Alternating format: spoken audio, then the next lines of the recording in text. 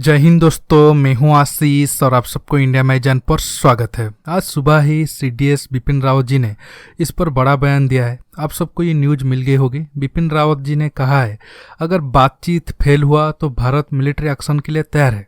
मतलब भारत और चीन के बीच जंग ही एक ऑप्शन बचा है, क्योंकि लगभग 70 दिन से ऊपर हो गया है। चीन प्यांगोंग और डेप्सांग वैली से पीछे नहीं जा रहा है। कई राउंड की बातचीत हो गया है और चीन भी नहीं मान रहा है और प्यांगोंग में पीछे हटने को लेकर अजीब कंडीशन रख रहा है जो भारत कभी नहीं मानेगा। दोस्तों, आज मैं आपको बताऊंगा भारत कैसे गलवान और प्यांगोंग का बदला चीन की 7 मिलिट्री एयरबेस को तबाह करके ले सकता है।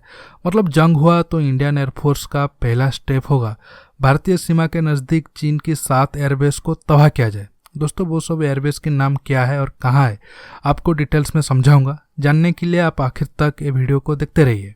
देखिए, जब मैं इंडिया चाइना मुद्दे पर वीडियो बनाता हूँ तब कुछ दोस्तों का कमेंट आता है, चीन हमारा ज़मीन कब्जा कर लिया है, सरकार कुछ नहीं कर रहा है।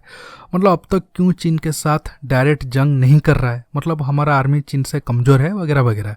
देखिए, जितने भी लोगों के मन में ऐसा सवाल आ रहा है वो सब गलतफहमी का शिकार है, या फिर वो सब लोग जानबूझकर नेगेटिविटी फैला रहे हैं। अब जरा अपना दिमाग का इस्तेमाल करो और सोचो, अगर हमारा सेना कमज़ोर है चीन के आगे तो फिर चीन किस बात का इंतजार कर रहा है? उसे तो पूरा लद्दाख और नॉर्थ ईस्ट पर कब्जा कर लेना चाहिए।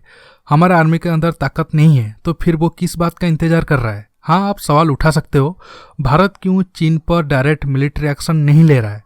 बातचीत करके क्या फ़ायदा है? मैं भी मानता हूँ भारत को चीन के ऊपर डायरेक्ट मिलिट्री एक्शन लेना चाहिए, लेकिन सरकार को लगता है हम डिप्लोमेटिक दबाव डाल के चीन को पीछे धकेल सकते हैं, बिना जंग लड़े ही समस्या का समाधान कर सकते हैं। लेकिन जब ये तरीका ज़्यादा काम नहीं आया तो आखिरकार बिपिन रावत जी को मिलिट्री एक्शन के बारे में बताना पड़ा। ये एक बहस का चीज़ है, आप ये कर सकते हो। लेकिन ये कहना कि भारत चीन पर मिलिट्री एक्शन नहीं ले रहा है इसलिए भारत कमज़ोर है, ये आपकी गलत सोच है। अगर अमेरिका अपने दुश्मन ईरान और नॉर्थ कोरिया पर हमला नहीं कर रहा है तो क्या अमेरिका कमज़ोर है? मैं पहले कई बार बता चुका हूँ, अक्साई चीन को लेकर भारत चीन के बीच जो विवाद है ये सबके लिए नेहरू जी से लेकर मोदी जी तक थोड़े बहुत जिम्मेदार है। सब राजनीतिक दल इसमें शामिल है। आप अगर वो वीडियो देखना चाहते हो तो लिंक नीचे है, आप क्लिक करके देख सकते हो। देखिए, अब दोनों देशों के बीच आखिरी बार जब बातचीत हुई थी तब चीन भारत के सामने अजीब सा कंडीशन रखा था। चीन का कहना था वो प्यांगोंग में पीछे जाएगा, लेकिन भारत को भी पीछे जाना पड़ेगा। मतलब चीन फिंगर 4 से 8 तक जाएगा जब भारत फिंगर 4 से 1 तक आएगा। मतलब चीन फिंगर 1 से 8 तक का एरिया को बफर जोन बनाना चाहता है, लेकिन भारत ने चीन की सुझाव को ठुकरा दिया और कहा पीछे सिर्फ चीन ही जाएगा, नहीं तो भारत आखिर में मिलिट्री कार्रवाई करने के लिए मजबूर होगा। अब आते हैं चीन की 7 मिलिट्री एयरबेस के ऊपर। देखिए, चीन के ये सब एयरबेस सिंजियांग प्रांत से लेकर तिब्बत क्षेत्र में है।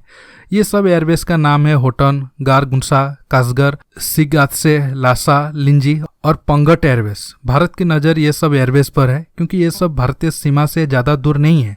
चीन की एयरफोर्स ने हाल ही में इनमें से कुछ एयरबेसों को अपग्रेड किया है। इसके तहत रनवे की लंबाई को बढ़ाने और अतिरिक्त जवानों की तैनाती जैसे कदम उठाए गए हैं। हालांकि इनमें से कुछ एयरबेस पर हार्ड शेल्टर है, मतलब वहाँ फाइटर प्लेन को रखा जा सकता है। अगर किसी एयरबेस में हार्ड शेल्टर नहीं होगा तो प्लेन को खुले आसमान में रखना होगा, जिससे उसे आसानी से निशाना बनाया जा सकता है और मौसम की मार भी विमान पर पड़ सकता है। देखिए, आज मैं आप सबको होटन, गारगुंसा और कासगर ये 3 एयरबेस पर बताऊंगा, क्योंकि ये 3 एयरबेस ही लद्दाख के नज़दीक है और वहाँ ही ज़्यादा तनाव का माहौल है। पहले बात करते हैं कासगर एयरबेस के बारे में। ये ईस्टर्न लद्दाख से लगभग 470 किलोमीटर दूर है। चीन यहाँ H-6 बम्बर और अर्ली वार्निंग प्लेन को तैनात किया है। इस बेस को चीन बोथ मिलिट्री और सिविल पर्पज के लिए यूज करता है। यहाँ 12 प्लेन को रखने लायक हार्डन शेल्टर है। इस बेस का रनवे 3.2 किलोमीटर लॉन्ग है। अब आते हैं होटन बेस के ऊपर। आप मैप में देख सकते हो ये बेस कहाँ है। देखिए, ये भी डुअल यूज बेस है। रिसेंटली इसे चीन मिलिट्री पर्पज के लिए अपग्रेड कर रहा है, इसलिए यहाँ कितने प्लेन के लिए हार्डन शेल्टर बनाया गया है इसका खुलासा नहीं हुआ है।